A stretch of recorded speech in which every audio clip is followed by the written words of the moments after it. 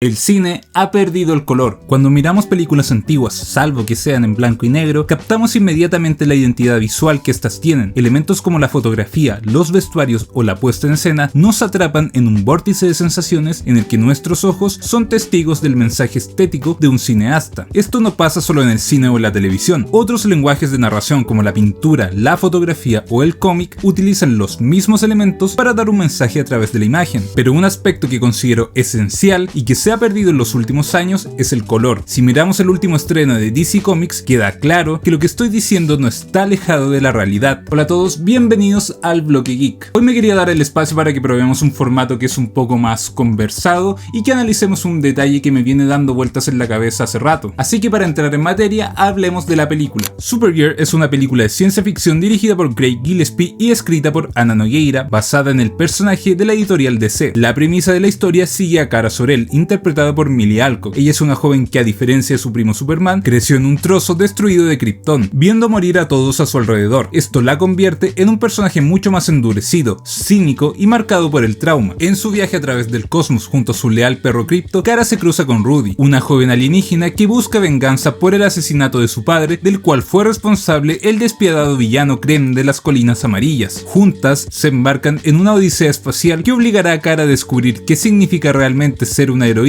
bajo las condiciones más adversas, alejándose de los tropos optimistas del género para entregar una aventura de fantasía oscura y autodescubrimiento. A mí en lo personal la película me gustó, tampoco me parece una obra maestra, pero no la encuentro mala. Sin embargo, hoy no vengo a hacer una reseña, sino que a hablar de un tema muy específico. Más allá de las críticas de Supergirl, sus polémicas o su implicancia en este universo cinematográfico, no me dejo de preguntar por qué se desaprovechó un elemento tan importante como el color. El color es un aspecto clave en toda narración que se haga a través de un medio visual. El principal valor que tiene es la capacidad de transmitir emociones. Si vamos a algo básico, los cálidos transmiten alegría y los fríos tristeza. Incluso el nombre de estos dos conjuntos cuenta con una demarcación de temperatura que te indica en qué ambiente funcionan mejor. Pero no se limita solo a esto, son tantos que cada narrador puede elegir una paleta propia e imprimirle parte de su esencia a esa creación. Si te interesa que sigamos explorando el cine desde este lado más analítico, recuerda suscribirte al canal. Tu apoyo en este video es clave para saber si vamos por buen camino. En los inicios del cine esto era algo casi imposible de explotar. La tecnología solo permitía grabaciones en blanco y negro. Existen ejemplos como los de Georges Méliès, quien hizo colorear algunos de sus trabajos a mano, pero solo eran arranques de creatividad y no fueron la regla general. Sin embargo, pese a esta imposibilidad, el color seguía teniendo relevancia. Al querer traspasar diversas tonalidades a este formato de grabación, es importante saber cómo se reflejarán. El rojo, el amarillo, el verde o el color que sea, se ven de maneras distintas una vez que son traspasados al blanco y negro. Cuando el cine pasó a ser en color, se abrió un mundo de posibilidades. Ahora los cineastas podían elegir la estética de su filme mediante el uso de estos matices para que fueran un aporte a la historia y a la narrativa visual. Así es como durante décadas hemos sido testigos de obras en las que este elemento se vuelve fundamental. En Taxi Driver, los neones de la ciudad reflejan el estado mental de su protagonista, o incluso en ejemplos modernos como La La Land, cada plano es un deleite para los ojos. Lamentablemente, esto es algo que se ha perdido con el tiempo. Llegamos al punto en el que hay que hacer la diferencia entre películas de autor, en donde aspectos como este son esenciales, y películas industrializadas, en las que el principal atractivo es ser parte de una franquicia famosa o tener estrellas que sean reconocidas a nivel mundial. En este tipo de cine, los aspectos técnicos e incluso la historia pasan a segundo plano en busca de generar un estímulo pasajero en el espectador. Aquí es donde volvemos a Supergirl. Extrañamente, el cine de superhéroes, siendo que viene de un medio como el cómic en el que el color es fundamental, no explota este aspecto en sus adaptaciones. Esto se debe a la hipótesis que expuse antes. Las películas basadas en historietas no suelen ser cine de autor, si es que en algún momento lo fueron. Más allá de ejemplos concretos en donde esto se rompe, como el Spider-Man de Sam Raimi o el Batman de Matt Reeves,